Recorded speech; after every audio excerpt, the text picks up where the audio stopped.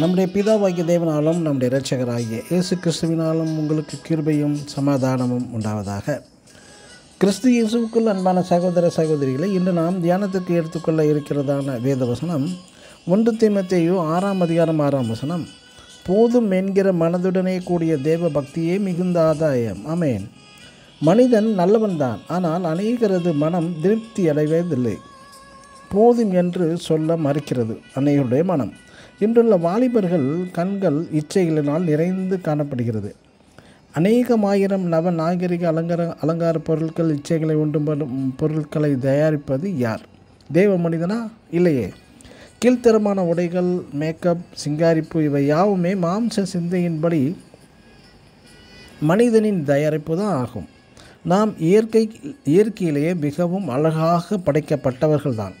ஆனாலும் தேவன் படைத்த அலைகள் திருப்தி அடையாமல் இன்னும் அழகாக மாற வேண்டி ஜனங்கள் ஓடி அலைகிறார்கள். மனிதரின் இருதயத்திற்குள் எப்படிப்பட்டவனாக இருக்கிறானோ அதையே தனது சரீர வெளிப்புறத்தில் வெளிப்படுத்துகிறான். எது விருப்பமோ அதையே புசிக்கிறான், தான் எதை சிந்திக்கிறானோ அதையே பேசுகிறான். நாம் மத்தேயு எழுதின சுவிசேஷம் 12:34 இருதயத்தின் நிறைவினால் வாய் பேசும் என்கிறார் இயேசு கிறிஸ்துவும்.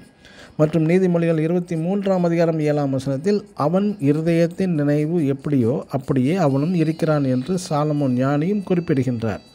ஒரு மனிதன் தன் இருதயத்தில் எதை குறித்து ஏக்கம் கொண்டு இருக்கிறானோ, எதை இச்சிக்கிறானோ அதையே உடுத்தி தன்னை அலங்கரித்து கொள்கிறான். கொஞ்ச காலத்துக்கு முன்பு பெண்களின் குட்டையான உடை மினி ஸ்கர்ட், இதை பொதுமக்கள் அரைகுறை ஆடை என்று எதிர்ப்பு தெரிவித்தார்கள். ஆனால் இன்று அதே ஆடைகள் நவ நாகரிகமான ஆடைகளாக மாறிவிட்டது.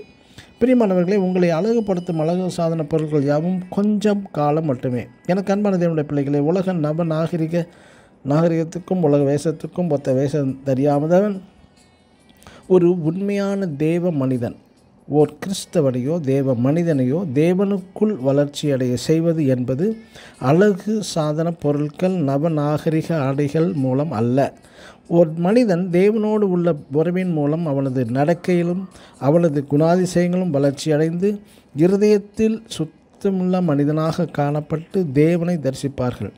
எப்பொழுதும் திருப்தியுடன் போதும் என்கிற மனதுடனே கூடிய தேவ பக்தியே மிகுந்த ஆதாயம்.